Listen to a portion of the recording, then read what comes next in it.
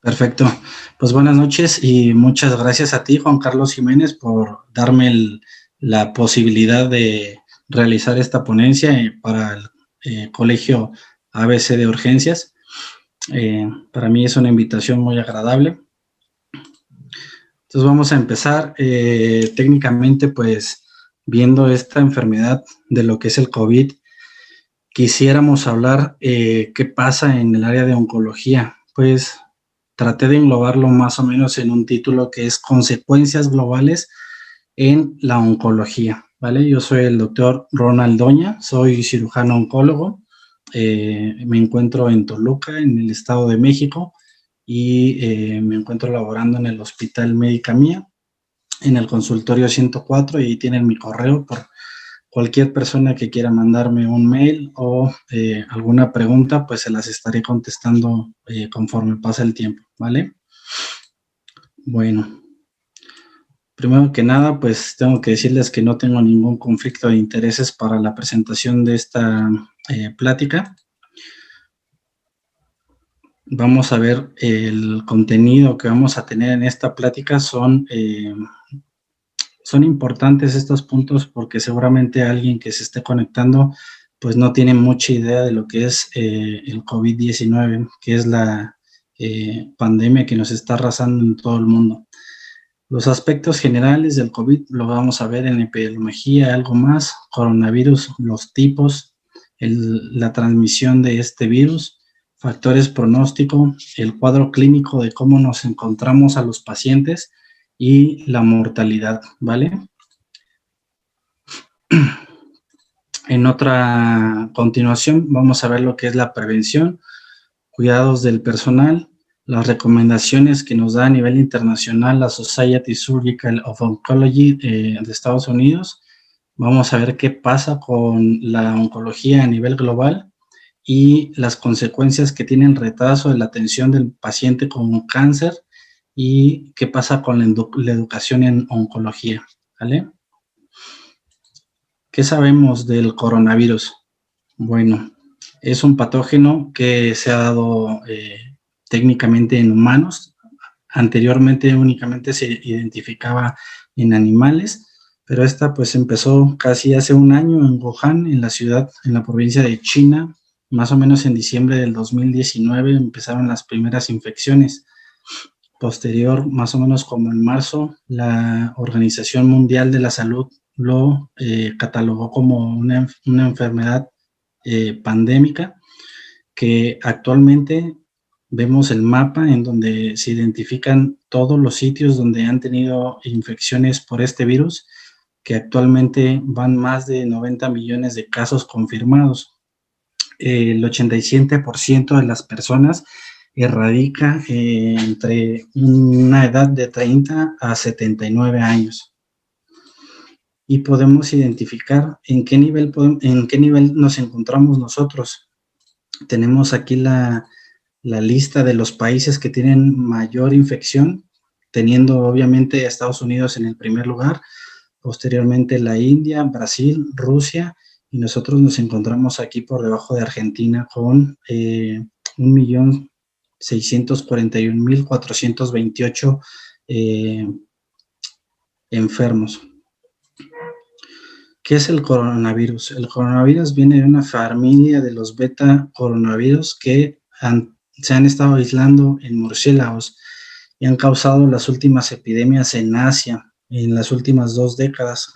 Recordemos aquí el SARS-CoV del 2002 al 2013 que fue en China, el MERS, que es un coronavirus que fue afectación en el 2012 al 2013 en Arabia Saudita, y actualmente el SARS-CoV-2 2019 en inicio en Wuhan, China. Esta es una imagen representativa del virus, donde técnicamente es un virus envuelto, es un RNA positivo y tiene estas proteínas que son las que les confiere la adición a nuestras células, más en el tejido respiratorio y pues su propagación. ¿Cómo tenemos la identificación de la transmisión? Pues se ha identificado que pues un paciente que está contaminado, que ya está enfermo, por estornudos o por la saliva, hace una atomización y causa que las partículas del virus se aerolice y puedan ser aspirados por otra persona. También sabemos que el coronavirus dura aproximadamente en la superficie de unas 3 a 4 horas, incluso hasta 4 días, dependiendo del material en el que se queda incrustado, si es que no es limpiado o sanitizado. ¿Cuáles son los factores independientes que confieren mayor riesgo de mortalidad en 30 días? Lo sacamos de un estudio que se llevó a cabo en la ciudad de Nueva York en el 2019, que los resultados fueron publicados en mayo del año pasado. Fueron alrededor de 5.279 pacientes con infección del coronavirus que les causó un síndrome respiratorio agudo grave confirmado por un laboratorio, y el estudio fue realizado del 1 de marzo del 2020 al 8 de abril del 2020. Podemos identificar que los factores de mayor riesgo pues son pacientes que tienen mayor de 70 años, los pacientes masculinos, pacientes que eran o estaban fumando, pacientes que tienen múltiples comorbilidades, como bien lo sabemos, diabetes mellitus tipo 2, hipertensión arterial sistémica, y pacientes obesos que en conjunto, pues pacientes que tengan síndrome metabólico, ¿no? Pacientes que tengan un ECOG mayor de 2 y pacientes que tienen cáncer activo, más que nada pacientes que tienen cáncer de pulmón, cáncer de mama o cáncer gastrointestinal, ya sea hígado, vías biliares, páncreas o colon y recto. En ese estudio se identificó que las enfermedades hematológicas como el tipo de linfomas se asociaba a un resultado clínico más grave e ingresos a terapias intensivas.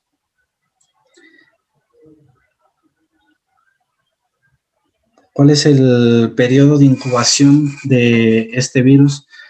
Se cree que el periodo de incubación del COVID es aproximadamente de 14 días posterior a la exposición, y la mayoría de los casos ocurren aproximadamente entre el cuarto y quinto día. Los cuadros clínicos son muy importantes y hay que estar atentos al tipo de la enfermedad que nos enfrentamos, ya que eso es clave. Pacientes que vemos sintomáticos que necesitan de terapia intensiva, como en este caso, pues a veces es muy fácil identificarlos y tener una protección adecuada para tener contacto con ellos. Sin embargo, los pacientes asintomáticos que andan en la calle, pues son los más peligrosos, dado que no presentan pues ningún síntoma y pues técnicamente pueden estar esparciendo el virus. Un dato para que lo tengan en mente es que los pacientes asintomáticos pueden llegar a ser un 30 o un 40% de la población, dependiendo de los estudios. Este fue un estudio de 1.271 pacientes donde técnicamente todos eran positivos para el virus del coronavirus 19, y del 30 al 40% de los pacientes técnicamente estaban asintomáticos. ¿Qué es lo que más nos importa? Es identificar a aquellos pacientes que tienen severidad en cuestiones respiratorias o en su sintomatología. En este estudio o revisión de casos de China, dado por el Centro de Control de Enfermedades y Prevención, fueron más de 72,000 pacientes, en los cuales técnicamente, vamos a ver la gráfica, vamos a ver aquí que la infección sintomática de los 72,000 pacientes, pues fueron casos confirmados en un 62%, diagnosticados un 15%, y el caso asintomático para ellos fue solamente del 1%. Pero la severidad dependió mucho de lo que fue la edad. Pacientes mayores de 80 años, el mayor rango, que es de 30 a 79 años, fue como el grupo que fue mayormente contaminado, y se informó que la enfermedad leve, como neumonía leve o solamente la prueba positiva y algunos pequeños cambios en las tomografías, fue del 81%. Y de la enfermedad grave, que desarrollaron disnea grave, hipoxia y afectación pulmonar, con más del 50% de las lesiones en la tomografía en un lapso de 24 a 48 horas, fue informado solamente en un 14%. La enfermedad crítica, afortunadamente, con un paro respiratorio o un choque o una disfunción multiorgánica, únicamente se informó en un 5%. Y de lo que es la tasa general de letalidad para estos 72,000 pacientes fue solamente del 2.3%. Cabe mencionar que dentro del artículo no hay ninguno que hable sobre pacientes que tienen enfermedad con cáncer, o si tuvieron o estaban activos. Otra de las cosas, pues que esas son cosas que no han reportado en casi los artículos, ¿no? Pero había cosas que tenía que enfatizar. Pacientes que tenían mayor de 80 años, el porcentaje de fatalidad fue de 14.8%, lo cual pues le confiere pues un mayor riesgo. Y de los pacientes que, a pesar que fueron pocos los que tuvieron una enfermedad crítica, que fueron solamente el 5%, estamos hablando que la letalidad fue del 49%. Técnicamente, eso nos habla que podrías echar un volado por cada paciente y pues decidirías cuál sería su destino. Es algo tétrico, pero real en estos pacientes con enfermedad de COVID. Y pues algo que tampoco han estado reportando es cuántos de los pacientes que tienen enfermedad de COVID son personal de la salud. Aquí nos reporta en Wuhan que fueron el 63%. Ahora bien, ¿por qué es importante saber a qué nos enfrentamos? Porque la mortalidad comparada con algunas otras pandemias como la influenza, pues es muy diferente. Y para poder nosotros predecir el futuro y tratar de hacer algo, pues tenemos que ver el pasado, ¿no? Y en el pasado conocemos la influenza, pero tenía una tasa de mortalidad del 3.8%, que actualmente el coronavirus ha tenido una tasa de mortalidad hasta el 21% en alguna población. No todas las poblaciones a nivel mundial tienen un 2 o un 5% de mortalidad. Si lo englobamos, nos encontramos ante un virus que ha tenido la mortalidad más agresiva que en otras épocas.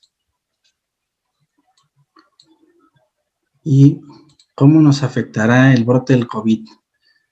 A millones de personas que viven con cáncer y que serán diagnosticadas recientemente con cáncer en todo el país y en el mundo, ¿no? Pues tiene que ver mucho con esto, la interrupción de los sistemas de salud. Los pacientes con cáncer se han visto disuadidos en buscar atención a intervalos prolongados o intervalos muy, muy largos. Se ha hecho una suspensión de procedimientos, se han rezagado tratamientos, los cuales técnicamente no son urgentes, son suspendidos. Pacientes que se someten a cirugías electivas se suspenden, como pues pacientes con hernias inguinales y eso, ¿no? Y pacientes que tienen consulta de seguimiento para el cáncer han sido igualmente suspendidas. A nivel mundial se han hecho cambios en el personal de salud, tanto para las consultas como para las cirugías y para demás cosas. En este caso, pues se han cambiado los horarios, se han ajustado a ver 3 pacientes o menos en consulta durante un lapso de 1 hora. Esto pues para generar que los pacientes no tengan contacto en las salas de espera. crear unas separaciones de 1 hora y entre los cambios de turno, solo permitir la entrada a lo que son los pacientes y dejar espacios vacíos entre cada uno, aproximadamente de 1 metro, 1,5 metros, retrasar todos los pacientes que tengan tratamientos que no sean urgentes, reducir consultas subsecuentes y de vigilancia, y pacientes que no presenten toxicidad, pues también se han rezagado sus consultas. En medidas de reducir el riesgo en parte del personal, hemos tenido que adecuarnos a utilizar ciertas cosas para ello, como el uso de un uniforme quirúrgico exclusivo para el área de trabajo. Algunos llevan sus propios tenis que nada más los llevan al hospital y los dejan en el carro o incluso los dejan dentro del hospital. Cambio de ropa a la hora de salir del hospital, el uso de cubrebocas N95, eso ha sido solamente indicado en personales que realizan procedimientos que va a llevar aerolización del virus, como intubaciones, reanimaciones, broncoscopías de inhaloterapia y tomas de hisopados. Pero ¿qué nos ha cambiado en este 2020 con el COVID? Para lo que es el equipo de cirugía, pues técnicamente nos ha puesto un jaque, ya que es muy difícil llevar a cabo una cirugía con criterio oncológico, aventarte unas 3 o 4 horas o más horas con un equipo completo de este tipo.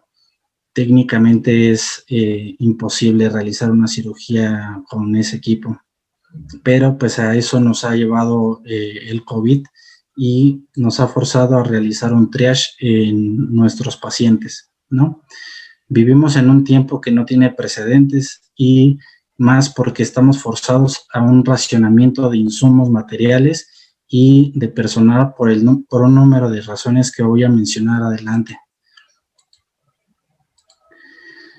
En los aspectos para considerar a la cirugía, existe una disminución de los insumos, ya que pues, se han utilizado muchos guantes, cubrebocas y material para poder mantener las áreas de COVID y pues tener todo lo necesario para el cuidado de esos pacientes, sea que tengan cáncer o no. Existe menos personal hospitalario disponible, dado que en muchos hospitales a nivel mundial se han cambiado para formar estas zonas de COVID, y dentro del lapso se ha visto que se han llevado a cabo muchas incapacidades por parte del sector, más que nada enfermería, médicos, médicos que se van de cuarentena y pacientes que se dedican solo a cuidados de pacientes graves. Potencialmente, el requerimiento de ventiladores y terapias intensivas en el hospital ha disminuido para cualquier otra rama de las especialidades, dado que esto se utiliza en el cuidado de los pacientes con COVID, y tenemos que maximizar lo que es la distancia, el distanciamiento social entre nuestros pacientes, colegas y el staff. Esto pues nos ha llevado a la reducción, como lo mencionaba, de las consultas y de los pacientes que llevamos a cirugía. Y pues obviamente estamos limitados por los recursos. Y eso no solamente lo decimos aquí en México, en muchos países de Europa y en Estados Unidos pasa técnicamente lo mismo.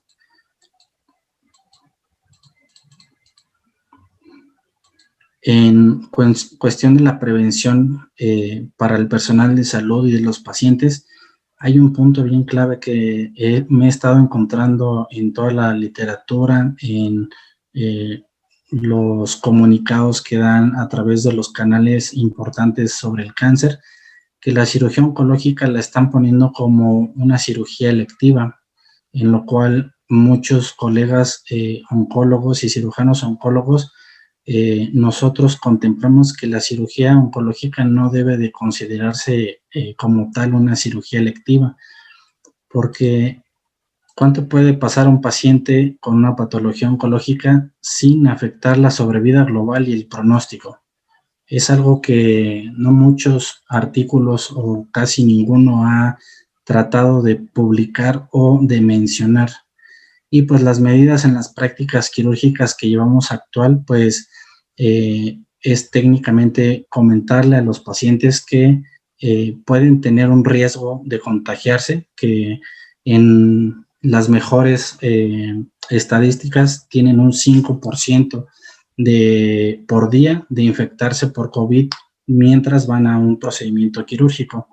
Entonces debemos de hacer el consentimiento informado y ellos deben de aceptar ese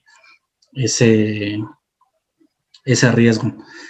Si es factible, para detectar el COVID, pues se debe de realizar en los exámenes preoperatorios, pero quisiera que en un comentario me dijeran en dónde se encuentran y si llevan a cabo el hisopado o la prueba de COVID antes de llevar a un paciente a cirugía. Estoy casi seguro que casi nadie va a poner que lo hacen. La otra medida para las prácticas quirúrgicas es minimizar el uso del electrocauterio, los disectores armónicos o instrumentos que causen pues sellos a los vasos. Estos ya que producen humo y hacen vaporización. Si un paciente tuviera enfermedad por COVID, pues técnicamente estaríamos esparciendo pues el virus a todo el equipo que se encuentre dentro del quirófano. El equipo que se utilice para el COVID es necesario que técnicamente se separe y se lave aparte para que no se contamine el resto del material y pues tenga una protección adecuada para lo que es el personal. ¿Quiénes tienen el mayor riesgo? Los médicos anestesiólogos, y se los voy a decir por qué. Son los primeros que están en la línea para poder darle la anestesia al paciente y ellos técnicamente están en contacto y en vía directa con las secreciones del paciente. A veces pues creemos que son cosas absurdas el poner una caja o hacer cualquier otra cosa para prevenir las secreciones del paciente. Créanme que a la fecha pues no hay ninguna barrera física que nos diga 100% no te vas a contaminar al momento de hacer una anestesia general del paciente. Sin embargo, pues las mejores recomendaciones es que utilicen un cubrebocas N95 o similar, que tengan lentes de protección o mascarilla, permanecer fuera de quirófano la mayoría de los que están en el evento quirúrgico y entrar hasta que el anestesiólogo nos los permite. El quirófano debe de tener una presión negativa, lo cual pues a veces es algo difícil. Tener un evacuador de humo y la mejor opción hasta ahorita es realizar intubaciones con videolaringoscopio o algo similar para mantenerte lo más lejos del paciente en el momento de la intubación. Ahora bien, en cuanto a las estrategias que nos dan para que nosotros le podamos ofrecer un tratamiento a nuestros pacientes, la Society of Surgical Oncology nos da unos parámetros por algunas diferentes patologías. En este caso les voy a poner las más representativas, ya que pues el tiempo de la presentación es poco.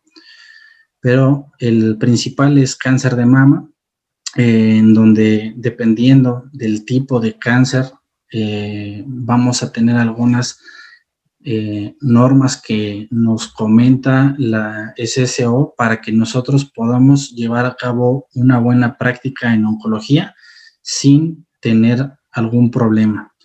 El problema, recordemos que más importante es que nuestro paciente tenga el pronóstico similar a pesar de este tiempo que es la pandemia. Y tenemos aquí que en lo que es una tipia o una cirugía profiláctica de reducción de riesgo, pacientes que tienen un BRCA1, un BRCA2, que sabemos que tiene alto riesgo de padecer cáncer de mama, pues debe de ser llevado a una cirugía profiláctica para reducir ese riesgo. Y las enfermedades benignas. En este rubro nos dice la SSO que se debe de diferir al menos 3 meses o 6, ¿vale? O llevar a cabo una cirugía en caso de que los pacientes tengan alguna enfermedad benigna como abscesos o infecciones que tengan un tratamiento médico y que no haya mejorado, o que se haya hecho un drenaje percutáneo y aún así la enfermedad persista. En cuestión de lo que es el cáncer ductal in situ, que técnicamente es un paso antes del cáncer, se puede diferir hasta 3 a 5 meses con tratamiento hormonal en pacientes que tengan receptores hormonales positivos y, claro, mantener un monitoreo. En pacientes que tienen cáncer de mama invasivo, que tienen receptores estrogénicos positivos, que son englobados en una etapa 1 a 3, la terapia hormonal debe de ser neoadyuvante por lo menos 3 a 5 meses y, si es indicado, dar quimioterapia. En etapas avanzadas, realizar una discusión multidisciplinaria junto con pues, los médicos radiólogos, los oncólogos médicos, los oncólogos quirúrgicos y el paciente, porque el paciente es el que va a decidir realmente si se va a someter a un procedimiento quirúrgico con el riesgo de la infección del COVID. Cáncer de mama triple negativo o HER2 positivo, pacientes que tienen un T2 o superior con o sin ganglios axilares, debe de recibir quimioterapia adyuvante en el contexto de que no es llevado a cirugía. Se mantiene por unos 6 meses en quimioterapia y posteriormente se decide llevar a la cirugía. Pacientes que tienen un T1, N0, M0, van a ver aquí que dice priorizar cirugía. ¿Por qué priorizar cirugía? Porque sabemos que la cirugía en pacientes que tienen cáncer de mama triple negativo, HER2 positivo, es la primera estrategia con un poder curativo mayor que cualquier otra técnica, ya sea quimioterapia o radioterapia. Y en pacientes que hemos mandado a esa parte de quimioterapia, ¿qué es lo que vamos a hacer? Es tratar de reducir por lo menos 4 o 8 semanas, dependiendo de la valoración clínica y dependiendo de su respuesta del tumor. En ese caso, pues, si empieza a tener crecimiento o no tiene respuesta a la quimioterapia, debería de someterse a cirugía.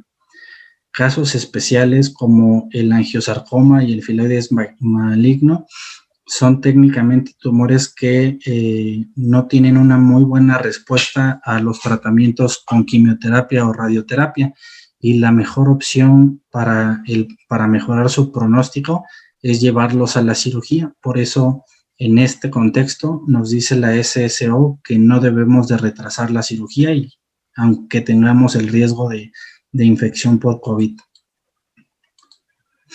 En cuestión de otro cáncer muy frecuente, que es el cáncer colorectal, aquí vamos a englobarlo en varias etapas. En esta, paciente que debemos de considerar para una cirugía de urgencia, en todas las etapas, no importa, son pacientes que tengan perforación intestinal secundaria al cáncer, o que se haya diferido a al menos 3 meses. Perdón, esta no debe de ir ahí. Pacientes que tienen obstrucción intestinal completa, por obvias razones, debe de someterse a la cirugía. Considerar únicamente llevar a cirugía para hacer una derivación, hacer un estoma, una colostomía o una ileostomía. Y en otros contextos, pues casos complejos, ¿no? Pacientes que tienen pues afectación de 2 o 3 órganos aparte del colon, pues debe de someterse a la cirugía. Y obviamente pacientes que tienen una hemorragia aguda por cáncer que dependa de transfusiones. Un ejemplo, paciente llega a urgencias, tiene sangrado, tiene 5 de hemoglobina, se le transfunden 4 o 5 paquetes y al día siguiente sigue igual con sangrado, pues ese paciente es candidato a llevarlo a una cirugía pese a los riesgos del COVID. Condiciones para diferir las operaciones en lo que es patología de colon y recto, pues son pacientes obviamente que tienen pólipos colorectales benignos, que sabemos que pues el riesgo de desarrollar cáncer es alto dependiendo de los años que pasen, pero pues si pasa por lo menos estos 3 o 6 meses de los picos graves de la pandemia, pues no habría problema. Pólipos colorectales incluso malignos, que solamente tenga un solo pólipo, pues técnicamente podría quedarse en vigilancia y diferirlo igualmente. Y procedimientos profilácticos, al igual como el cáncer de mama en BRCA1 o BRCA2, estos pacientes deben de esperar por lo menos 6 meses para poder dar un procedimiento profiláctico.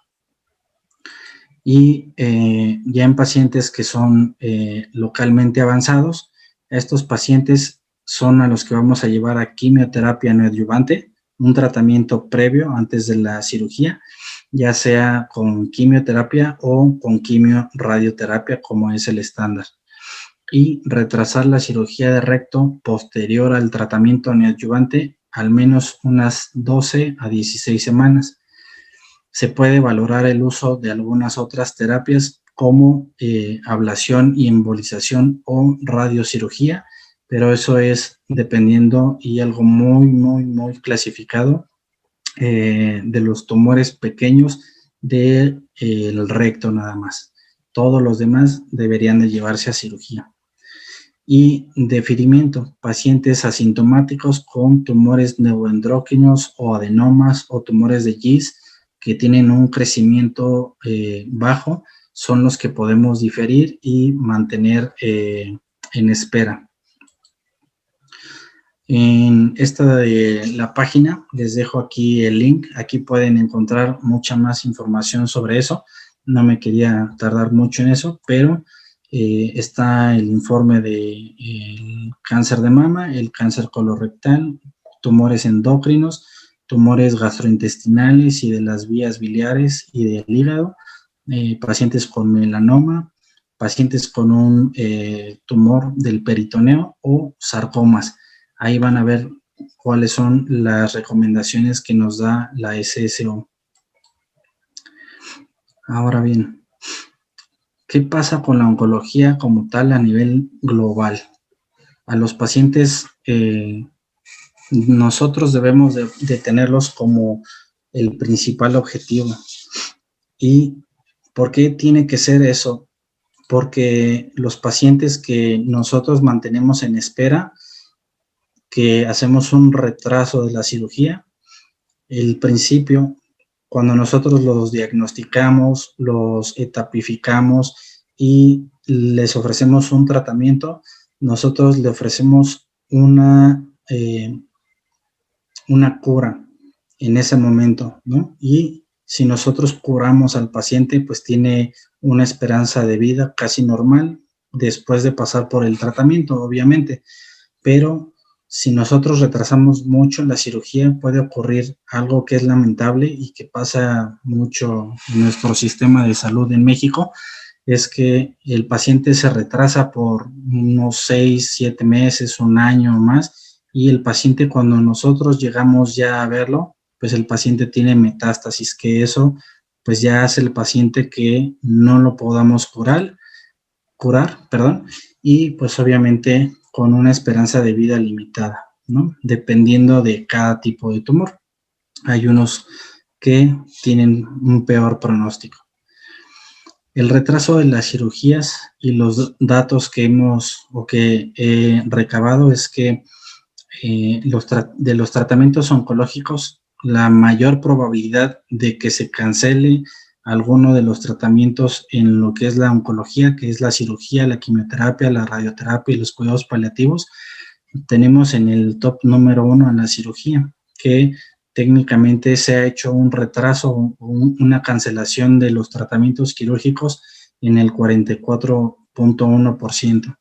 de las quimioterapias en 25.7%, radioterapia en un 13.7%, y vemos que el cuidado paliativo se ha reducido en un 32.1% de esto, pues los centros que se encuestaron.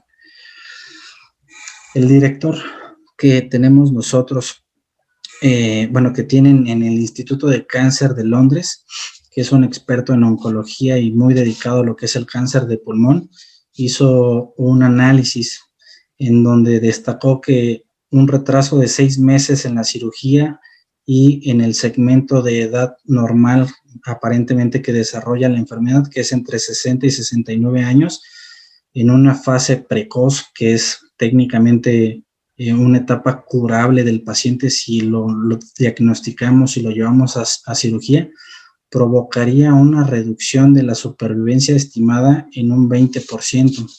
Esto es muy alto. Y la reducción de supervivencia es todavía mayor si los encontramos en una fase más avanzada, dado que podría llegar hasta un 33.7%. Entonces, contemplando estos argumentos, ¿cuánto tiempo nosotros podemos pensar que esta pandemia del COVID puede durar? ¿Y qué efecto tendrá en la prevención primaria y secundaria? Técnicamente en lo que es la detección, diagnóstico y el tratamiento.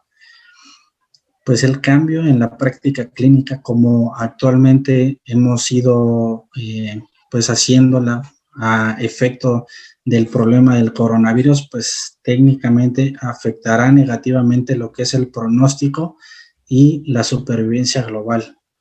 Pero, ¿quién nos los había dicho o quién nos los dice? Técnicamente no he escuchado muchas ponencias sobre eso y afortunadamente encontré una que se presentó en septiembre, que fue en el Congreso de la Sociedad Europea de Oncología Médica en septiembre, y como lo dice, podemos ver que la reducción de la supervivencia neta a 5 años como consecuencia en el retraso de 6 meses hasta la cirugía para cierto tipo de cánceres es un problema. Y lo vamos a ver en el desglose de este estudio. En este estudio que les menciono aquí, que es el daño colateral del impacto de los pacientes que tienen cáncer en la cirugía en esta época de la pandemia por el COVID. Vemos esta gráfica y nos vamos a detener unos momentos para analizar esta y las que siguen. Son en esta años de vida ganados por cirugía del cáncer en condiciones estándar de 31 tipos y subtipos de cáncer, según la etapa del tumor y la edad del paciente. ¿Qué quiere decir? Que cuántos son los años que nosotros ganamos dependiendo del tipo de tumor, la etapa clínica y la edad de diagnóstico de ese paciente. Esto es como lo normal que debe de pasar en cualquier parte del mundo. Y tenemos lo que es cáncer de vejiga, pues en estadio 1 tiene una ganancia de 3.4, ¿no?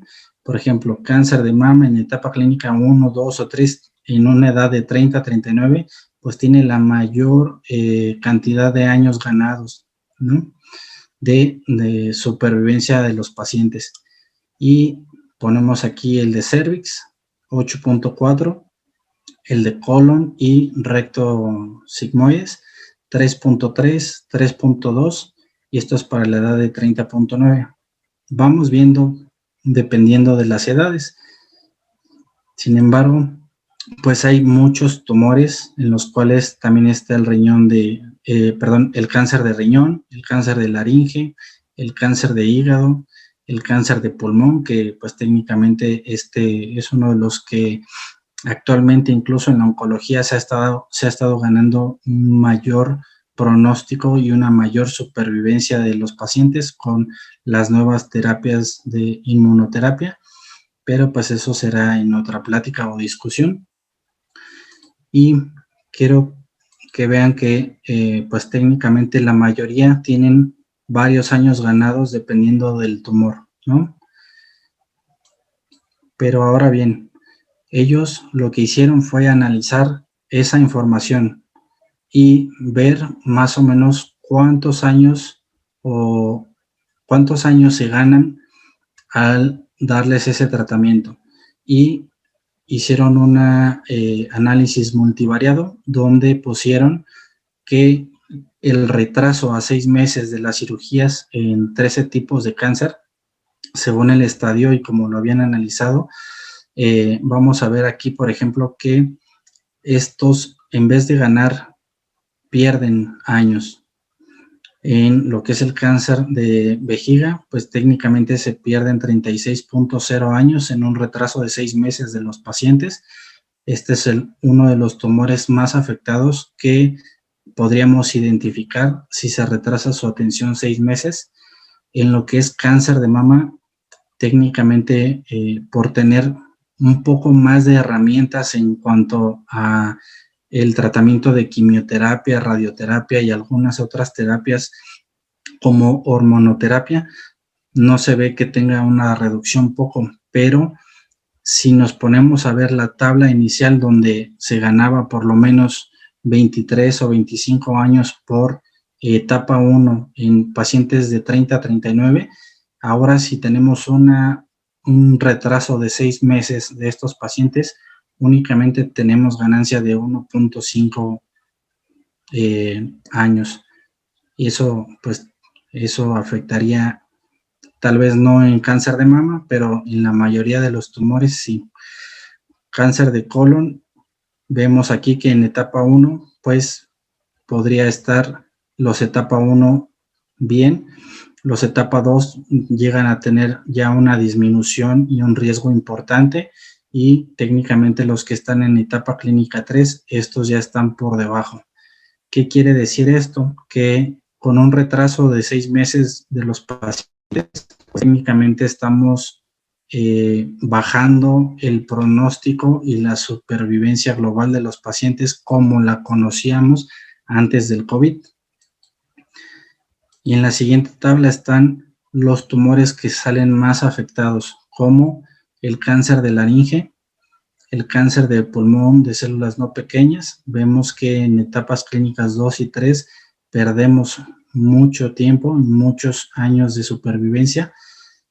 En el melanoma igual, en la etapa clínica 3. Y los pacientes que tienen cáncer de esófago, técnicamente sea etapa clínica 1, 2 o 3, perdemos muchos años. Y el de páncreas.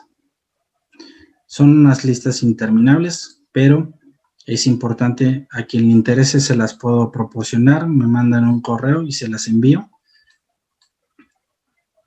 Ese es uno de los estudios importantes que encontré, cómo afecta el COVID en los pacientes con cáncer, y este es el otro publicado en Lancet, en donde tiene igual un análisis multivariado de predicción de mortalidad, pero esto fue dentro de los primeros 30 días, y podemos ver que pacientes que tienen una mayor edad, pues tienen un riesgo de 1.8, pacientes que son masculinos obviamente tienen el peor pronóstico, pacientes que fuman obviamente, pacientes que tienen cáncer que sea presente, que se encuentre estable o respondiendo, versus que esté ya en seguimiento o remisión, tiene 1.79, y el paciente que tenga actualmente o que está progresando, estos son los peores, tienen un odds radio de 5.2, y obviamente pacientes que tienen comorbilidades, ya sea 2, 3 o 4, pues van a tener un peor pronóstico, ¿vale? Y pues obviamente esos son estudios realizados en Estados Unidos y en Europa, donde tienen pues obviamente un sistema de salud mucho mejor que el de nosotros. Se escucha cruel, pero es cierto, y pues técnicamente debemos de considerar que las estimaciones para nuestros pacientes que tienen cáncer aquí en México va a ser mucho peor. después de que pase esta pandemia, nos vamos a encontrar con otro problema aparte, que es a estos pacientes que no podemos darles un tratamiento ahorita y que posiblemente no podamos o no lleguemos a darles un tratamiento adecuado después, o que durante el tiempo, el lapso de espera, pues estos pacientes progresen y pues ya no sea posible darles un tratamiento curativo, como lo mencionaba.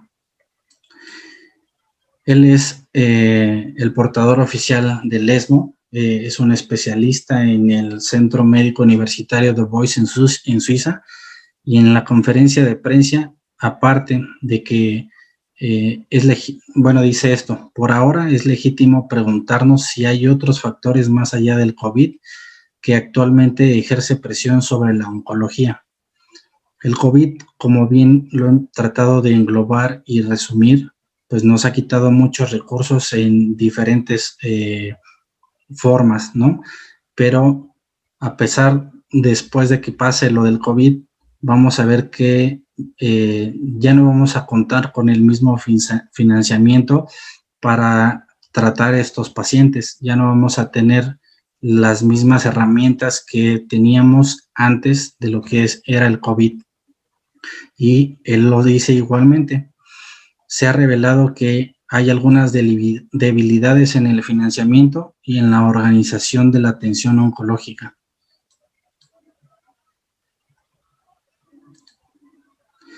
¿Qué podemos hacer nosotros? Pues es tener una buena educación, tratar de mantenernos al día, como en este tipo de pláticas que ahora son en línea, y pues hacer técnicamente una investigación ardua sobre cuáles son las mejores cosas o los mejores tratamientos que le podemos ofrecer a nuestros pacientes, y evitar esta parte que en estos dos artículos nos dicen que si esperamos mucho tiempo, los pacientes con cáncer no nos van a esperar ahí todo el tiempo.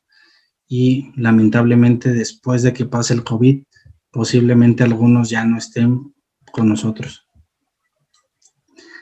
Seguramente hay algunos que nos están viendo que tienen pacientes en su casa, y quería poner solo esta última diapositiva, que debemos de recordar que el COVID-19, el coronavirus, pues va a dejar de ser una pandemia para convertirse en una enfermedad endémica, lo cual significa que el COVID puede que continúe con nosotros durante muchos años, y pues tenemos que tener en cuenta algunas recomendaciones. Si tienes un paciente enfermo, pues trata de hacer estas recomendaciones, ¿no?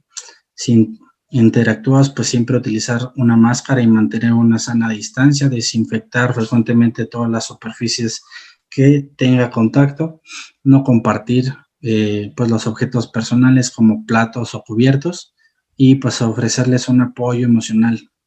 Por favor, no los dejen solos.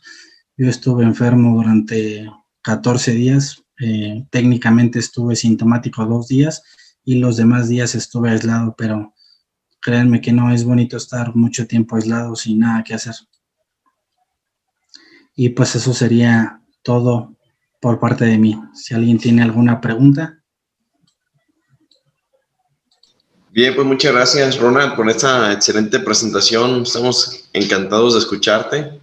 Y bueno, que ahí nos estás dejando todos tus contactos. Y bueno, las personas que están ahorita presentes, si tienen alguna duda o pregunta para poderte hacer, estamos aquí en el mejor momento para poder realizarlo.